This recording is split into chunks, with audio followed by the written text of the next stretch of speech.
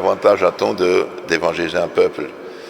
Eh bien, vraiment, c'est ouvrir devant ce peuple la porte du ciel.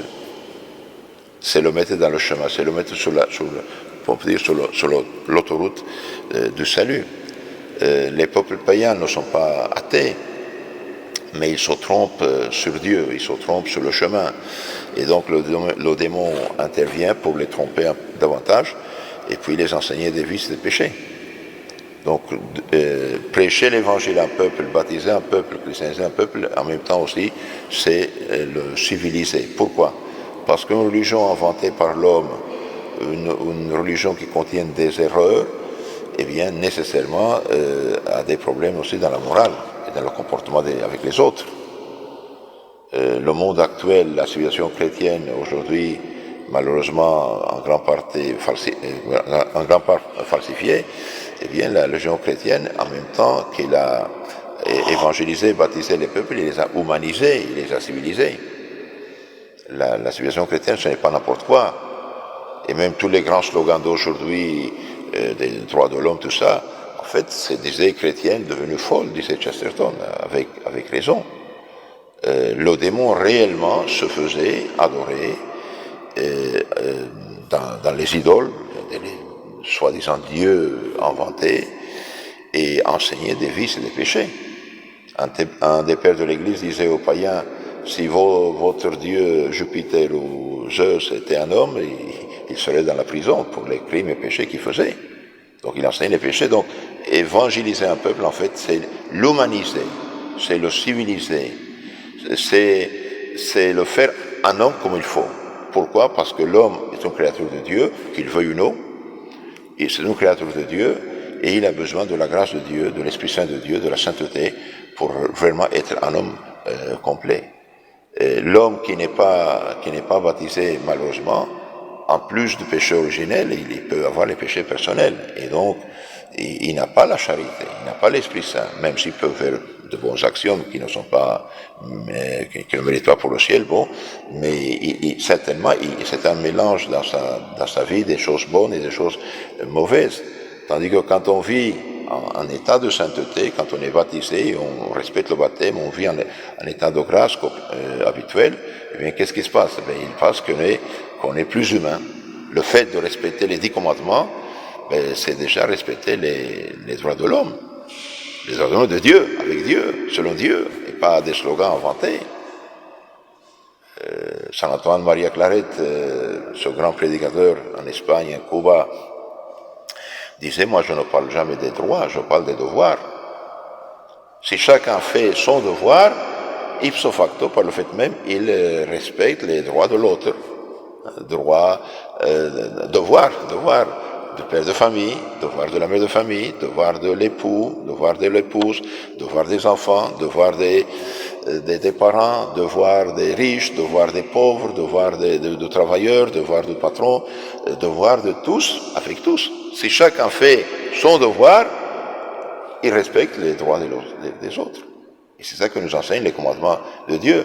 Mais on peut pas suivre les commandements en fait, ou au moins tous les commandements, sans la grâce de Dieu.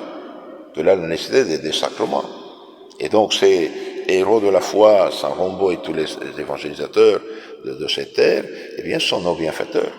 Et maintenant qu'ils sont dans le ciel, ils peuvent nous aider. Il faut demander leur secours.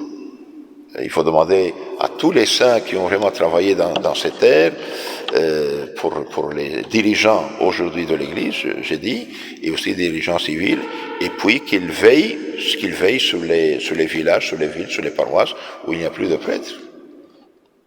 Attention, quand quelqu'un meurt, il n'est pas mort, l'âme elle est plus que vivante. Et en Dieu, il nous voit, il nous connaît, il nous aime. Donc prions au saint patron de diocèse donc, de nous aider et de veiller sur tous ces gens que nous voyons dans les rues, dans les métros, partout, et qu'il ait pitié, quoi, qu'il prie pour eux, pour que le bon Dieu touche ses cœurs, et élimine les obstacles qui empêchent ces pauvres âmes de se sauver. Donc, mes chers frères, le fait d'évangéliser, en fait, c'est civiliser, c'est humaniser, c'est communiquer même la clé du ciel. Toute âme en état de grâce en ce moment, elle a la porte du ciel ouverte.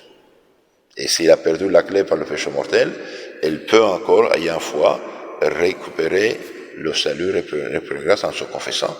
De là l'importance d'avoir des prêtres vraiment qui annoncent l'évangile et qui communiquent les saints sacrements qui sont les 7 canaux de la grâce. Donc prions pour les vocations, prions pour que le bon Dieu dans sa miséricorde aide les évêques d'aujourd'hui.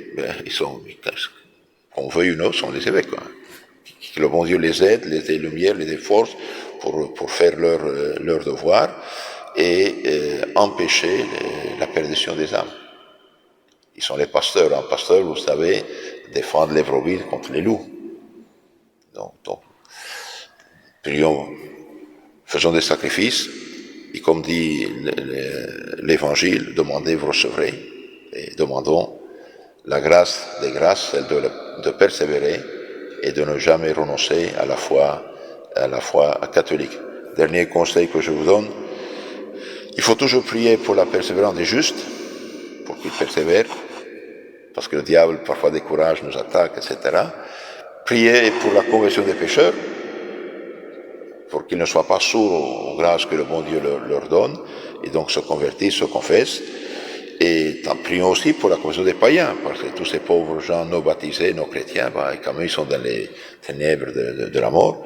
Et prions aussi pour les âmes des purgatoires, pour que le plus tôt possible arrivent à la gloire. Si nous avons fait une prière, un sacrifice, fait célébrer une messe pour ces pauvres âmes, et elles arrivent au ciel, eh bien, ces âmes de purgatoire qui arrivent au ciel feront 100 fois plus de prières pour nous, et nous serons aussi notre protecteur. Donc, invoquons tous les saints Romans en premier lugar pour être notre saint patron de diocèse, Saint Joseph, patron de cette église, et puis tous les saints et tous les martyrs qui sont dans le ciel, qui nous aident à être de vrais chrétiens, à aimer le bien, détester le mal, et vivre toujours en grâce et mourir en grâce, et vivre l'évangile pour donner l'exemple aux gens qui nous entourent. Au nom du Père et du Fils et du Saint-Esprit, ainsi soit-il.